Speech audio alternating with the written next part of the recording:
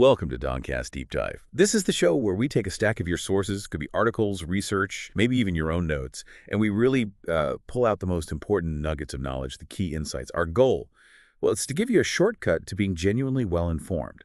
We try to find those surprising facts, add just enough humor, hopefully, to keep you hooked. And every deep dive we do here is custom-tailored, just for you, our listener. Today, we're on episode 2. That's right. And today we're embarking on a deep dive into the stories, the themes underneath, and really the whole creative journey behind Compilations from a Don, which is, of course, that celebrated series of musical narratives and reflections by Don Phondeaux. Don Phondeaux really is quite a creative force, isn't he? The way he blends music, storytelling, and cultural expression. Yeah. It just captures moments, these ambitions, cultural rhythms. He really invites you, the listener, to experience sound and story through his unique lens. Absolutely. And Compilations from a Don, it's essentially his personal collection, themed musical experiences, personal essays. Each one isn't just a playlist, you see. It's more like a window into his world, blending these curated soundscapes with narrative reflections. They document not just the music choices, but the lived experiences, the ambitions, the cultural moments that really spark them. Okay, and for today, the sources you've shared with us point towards a particularly compelling compilation. It's called A Star Players Playlist. Yeah. I'm really eager to unpack the layers in this one. So let's maybe set the scene for this enigmatic star player. What's fascinating looking at the sources is they intentionally don't give us like a breakdown of her technique. They don't even tell us what sport she plays. But what comes through loud and clear is her undeniable game. She's absolutely earned that name on the field. And it said no one else handles the game quite like her. It's so clever how leaving the specific sport up to your imagination actually deepens the intrigue, doesn't it? It makes the star player this kind of universal figure, a peak performer, relatable no matter what kind of, game you connect with. But even without those specifics, the description makes it absolutely clear. She's a player of the highest caliber, undeniable skill, unforgettable presence, almost like an archetype. I agree completely. And what's maybe even more fascinating, for me anyway, is Don Phondeaux's reflection on creating the playlist itself. Yeah. He describes it as feeling like it almost made itself, effortless, like the star player's own moves on the field. It really speaks to that kind of spontaneous creative energy, doesn't it? That flow state. It really does. He even admits he can't quite pinpoint the exact moment he put it together, but he's totally certain that every single song reflects what he calls the nature of the game. And for Don, that seems to be this foundational idea. In this world, you either play or get played. It's this powerful undercurrent. It frames how you might approach relationships, ambition, even vulnerability within this whole compilation. And the anecdote that really brings this to life, I think, is the origin story. It was literally born during a car ride. Don's riding shotgun, Matt's driving, and the star player is in the back seat. Described as poised like a defender guarding her territory. Just vibing, apparently, to the August 28, 2020 compilation. And it's right there in that shared moment, that atmosphere that sparks it all. Yeah. She's intrigued by the sounds, turns to Don, and just asks for her own playlist, something she could really run with. It feels so organic, almost serendipitous, that beginning. Yeah, and he does note that, time passed, contact was eventually lost. But her game, her skill, it still comes up in conversations sometimes. Don mentions hoping she's still out there dominating her competition wherever she might be. Right, and this is where the playlist really expands, Beyond that initial dedication, Don explicitly says it's for every star player out there still grinding, still pushing, still playing. Mm-hmm. It's almost like he's acknowledging, yeah, this started for one person, but don't we all have a game we're playing in life, a hustle we respect? And he reinforces this really powerful message. The game is ruthless, the streets are blazing, but all's fair in the game. We don't hate the players here. We respect the hustle, admire the skill, and if we must, we charge our losses to the game. It's almost a philosophy of life, isn't it? Definitely. So he wraps up this part with the playlist dedication, but kind of sums it all up perfectly. To all the star players, past, present, and future, this one's for you. Play it loud, keep your head high, and stay sound. What's really fascinating next is how this compilation, which, was initially made for one specific person, it went on to be enjoyed by so many others. It even got another stamp of approval, as Bond puts it, when he played it at the salon. Similar reaction to the August 28, 2020 compilation, apparently. It really speaks to its universal resonance. And he made a really unique choice. Quite intentional, it seems, for a playlist. Yeah. Including 2 interludes. That's pretty uncommon. Yeah. Makes it sound, as he says, more like an album. Mm-hmm. Are these like spoken word pieces? Or maybe more sonic? Yeah.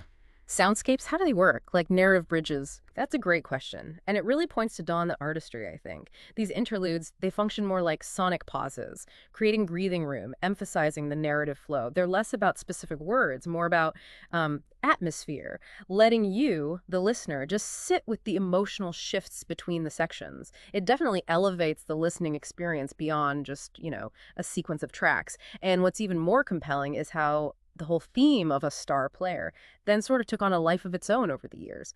Particularly, he notes in the context of what he calls the dating game, where, as he puts it quite bluntly, many get played. Right, and from this evolving meaning, he seems to have unpacked some really vital lessons.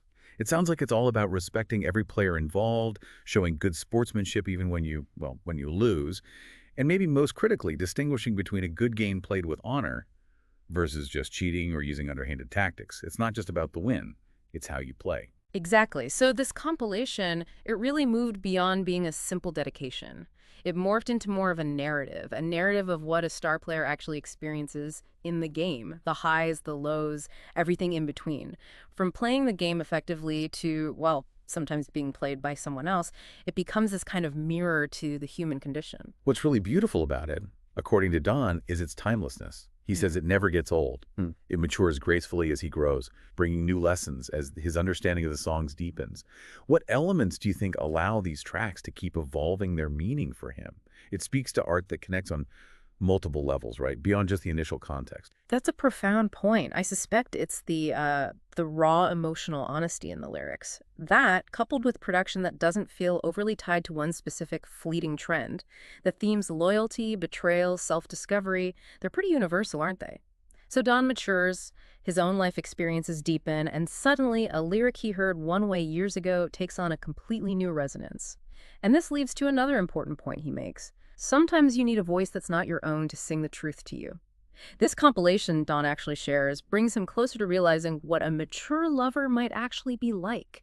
It's about finding wisdom in other people's art. Like finding a deeper reflection in the music. It makes sense. And the compilation covers such broad foundational themes too.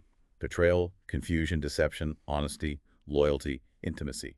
He notes that the admissions made by the various artists, they still hit home for him today. That really speaks to the enduring power of these stories, these songs. And it's not just about observing others. Don often shares stories about the game and finds himself being seen as a star player too. He describes himself as a Don by design, someone who meets and acknowledges other players along his path.